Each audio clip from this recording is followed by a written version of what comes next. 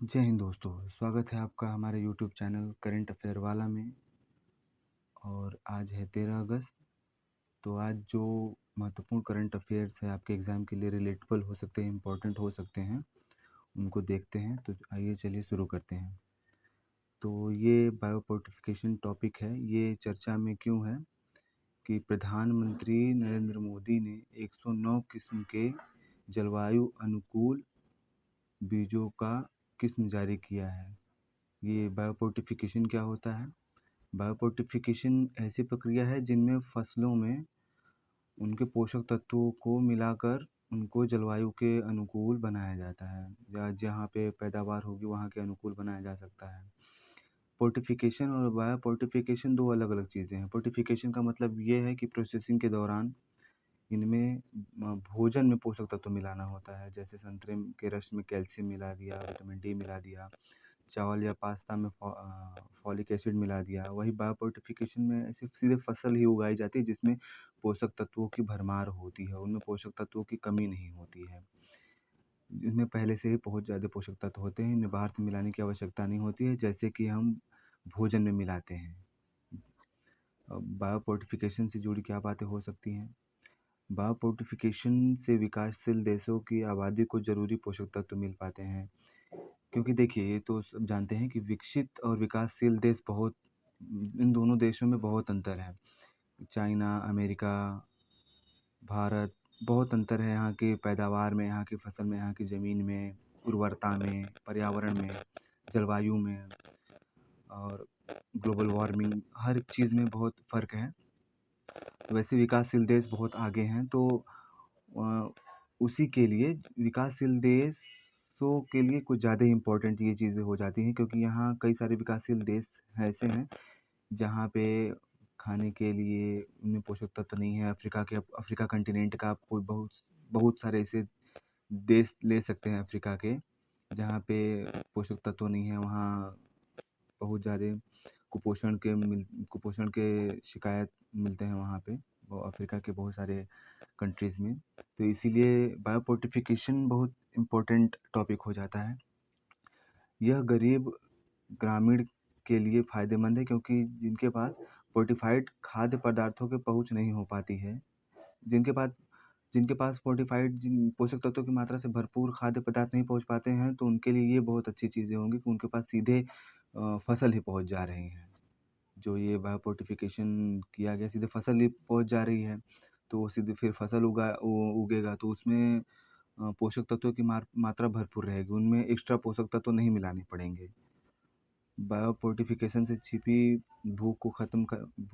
हुई भूख, ये इम्पोर्टेंट टर्म है, छिपी हुई भूख। ये अक्सर इकोनॉमिक्स में यूज किए जाती है।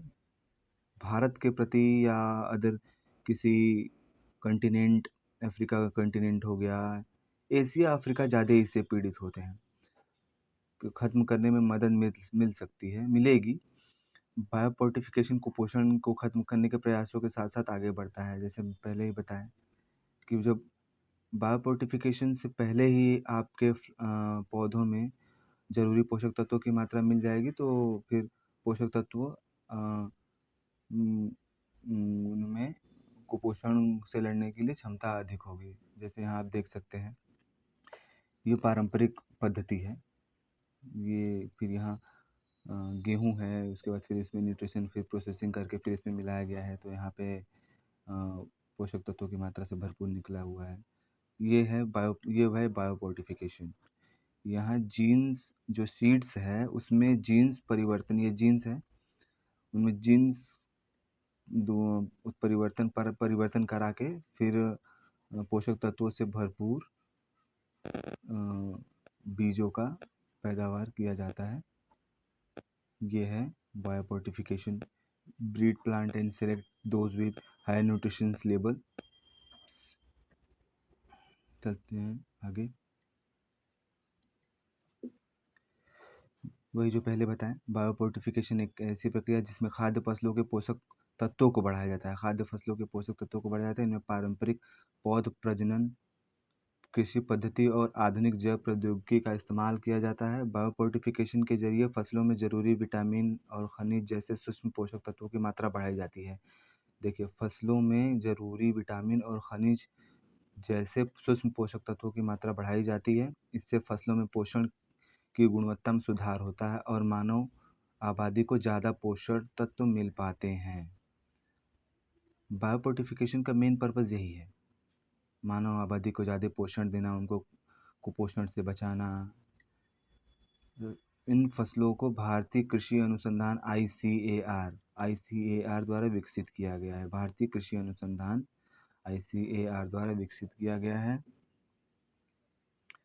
महत्व क्या है? महत्व ये होगा कि जहाँ किसानों की आय दोगुनी होगी, कम फसल में अधिक पैदावार होगी, जलवायु के अनुकूल फसल पैदा करने, जो सूखा आता है, हीट वेव है, बाढ़ आती है, तो जो ज़मीन होती है, ज़मीन के ऊपर जो फर्टाइल एरिया होता है वो बह जाता है। तो ये फोर्टिफाइड जो होंगे फसल, उनमें फिर भी यहाँ पोषक तत्वों की कमी होगी, फिर भी यहाँ ज़्यादा पैदावार हो सकती है। सबसे इम्पोर्टेंट बात यह है कि वर्ल्ड इकोनॉमिक फोरम विश्व आर्थिक मंच के अनुसार 2030 तक भारत में 16% कृषि उपज की कमी हो सकती है।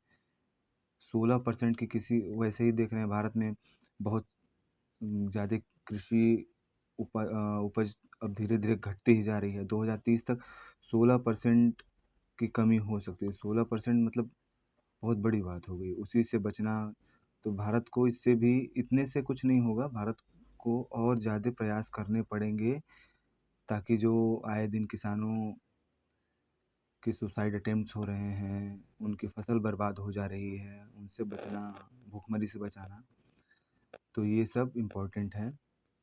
2030 तक 16% भारत में कृषि उपज की कमी हो सकती है, इससे बचाना। तो ये था बायो फोर्टिफिकेशन। चलते हैं अपने नेक्स्ट टॉपिक की तरफ, जो है शेरोपेगिया शिवरायाना। ये टॉपिक चर्चा में क्यों है? अभी महाराष्ट्र में कोल्हापुर के विशालगढ़ जिले में, महाराष्ट्र में कोल्हापुर के विशालगढ़ क्षेत्र में शेरोपेगिया जीनस का फूल देने वाला एक नया पौधा खोजा गया है। इसे शेरोपेगिया शिवरायाना का नाम दिया गया है। ये शेरोपेगिया शिवरायाना क्या है?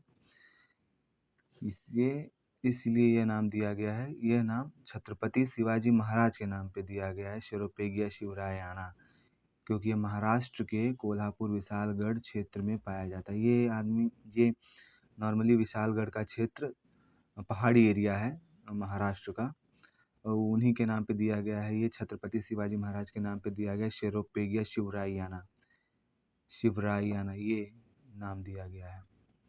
शिवरायाना के बारे में, यह भारत में पाए जाने वाला एक दुर्लभ प्रकार का पौधा है। इस पौधे में अनेक ट्यूब नुमा फूल खिले होते हैं जो कीट पतंगों को आकर्षित करते हैं। जैसे ये देख लीजिए, यही है शेरोपेगिया शिवरायाना। ये देखिए ट्यूब के जैसा है, यहाँ ऐसा लंबा ट्यूब है, फिर ये फ्लावर टाइप के हैं, ये ट्यूब टाइप के हैं, ये फ्लावर हैं, ये ट्यूब है, ये लंबे लंबे ट्यूब नुमा है, ये फ्लावर है। ये कीट पतंगे जो होते हैं इस पे आकर्षित होते हैं। हालांकि ये कीटभक्षी पौधा नहीं है, लेकिन फिर भी ये कीट पतंगे आकर्षित होते हैं इस पे। इसका नाम शेरोपेगिया शिवरायाना रखा गया है। ये चट्टानी जगहों पर बहुत ज़्यादा पाए जाते हैं। जहाँ पोषक तत्व की कमी डेफिनेटली है, कि जहाँ चट्टान होगा, पत्थर होगा, पहाड़ होगा, वहाँ पे मिट्टी होगी नहीं, मिट्टी में मिट्टी है नहीं, तो वहाँ जो पहाड़ पे, पत्थर पे तो पोषक तत्व मिलेंगे नहीं। तो भी यहाँ वहाँ पे अक्सर ये चट्टान जगहों पर पाए जाते हैं, जहाँ कम पोषक तत्व वाली मिट्टी भी होती है, तो वहाँ भी अच्छे से ये निकल जाते हैं। शेरोपेगिया शिवरायाना इसका नाम है। एग्जाम में पूछ लिया जाता है शेरोपेगिया शिवरायाना क्या है, कहाँ पाया गया था और ये किस कुल का है। तो ये एक्सक्लेपिएडेसी कुल का है। एक्सक्लेपिएडेसी बोलने में थोड़ा टफ है। एक्सक्लेपिएडेसी कुल का सदस्य है शेरोपेगिया शिवरायाना। तो ये भी ध्यान दे दीजिएगा। तो चलते हैं अपने नेक्स्ट टॉपिक की तरफ, जो है प्रधानमंत्री जीवन योजना। जीवन योजना क्या है? यह योजना मुख्यतः एथेनॉल उत्पादन से संबंधित है।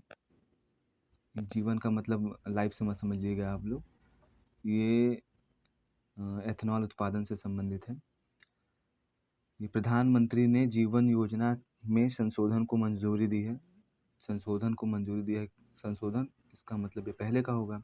यह योजना 2019 में शुरुआत की थी। प्रधानमंत्री नरेंद्र मोदी ने 2019 में प्रधानमंत्री जीवन योजना की शुरुआत की गई थी। इस जो संशोधन हुआ है उसमें योजना में नए संशोधन का उद्देश्य पेट्रोल में एथेनॉल मिश्रण के संबंधी लक्ष्य को पूरा करना है।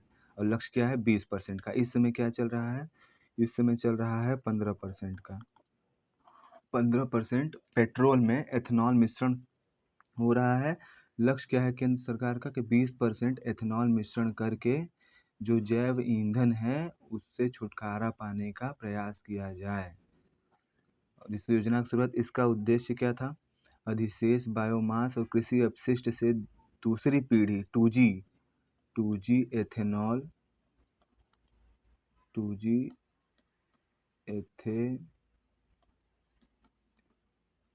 एथेनॉल का 2G एथेनॉल का जो विकास है उसके लिए वित्तीय सहायता प्राप्त करना है। जीवन मिशन की योजना पहले थी 2019 तक।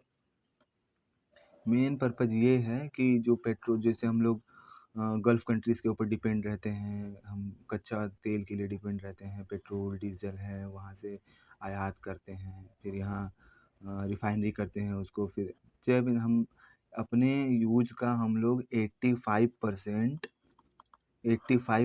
हम गल्फ कंट्रीज़ और दूसरे देशों से आयात करते हैं कच्चा तेल। तो उसी की निर्भरता को कम करने के लिए जीवन योजना लाई गई है, जिससे जैव ईंधन का भी उपयोग कम हो और विदेशों पर अपनी निर्भरता भी कम हो। और यह योजना की अवधि 2019 में थी, लेकिन अब इसको बढ़ाकर 2028-29 कर दी गई है। इस योजना की अवधि को बढ़ाकर, ठीक है। तो यही है प्रधानमंत्री जीवन योजना। चलते हैं अपने नेक्स्ट टॉपिक की तरफ। मॉडल सोलर विलेज, ये चर्चा में क्यों है?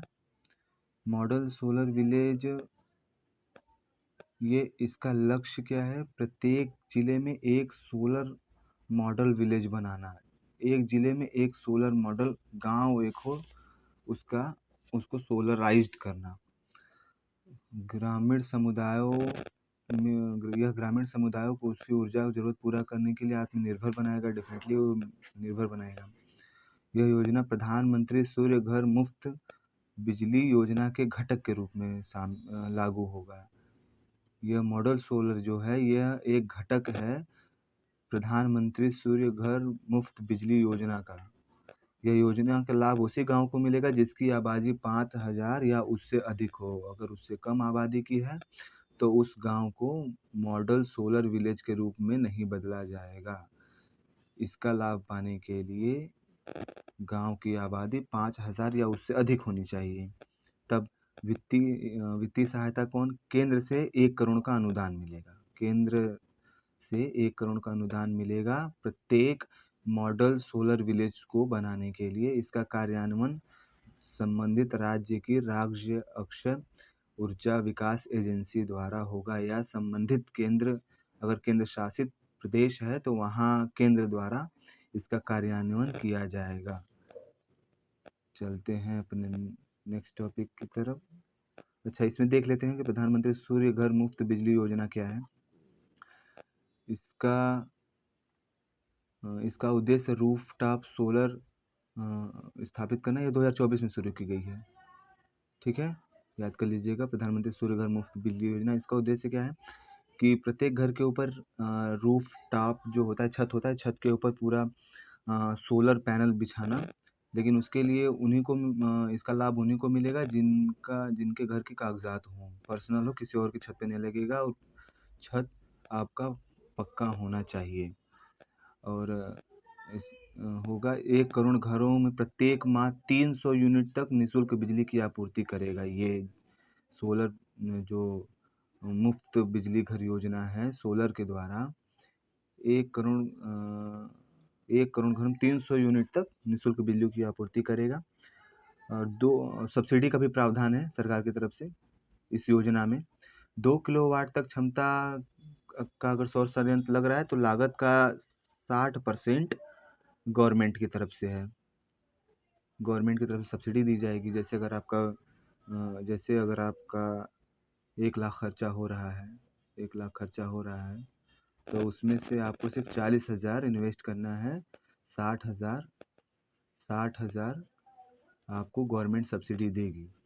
और अगर 2 से 3 किलोवाट है तो उस पे 40% का सब्सिडी मिलेगा। अगर 3 किलोवाट का है तो 60% आपको इन्वेस्ट करना पड़ेगा, 40% गवर्नमेंट सब्सिडी देगी। और इससे लाभ क्या होगा? लाभ ये होगा कि प्रत्येक परिवार को 15,000 रुपये तक सालाना बचत होगी। और ये जो योजना है 1 करोड़ लोगों तक के लिए है। 1 करोड़ का मतलब 15,000 करोड़ रुपए बचत होगी सामूहिक रूप से 1 करोड़ परिवार की इस योजना के अंतर्गत। प्रधानमंत्री सूर्य घर मुफ्त बिजली योजना के बारे में है, 2024 में लागू हुई है। चलते हैं अपने नेक्स्ट टॉपिक की तरफ। क्या है? Mount Kilimanjaro. ये न्यूज़ में क्यों है?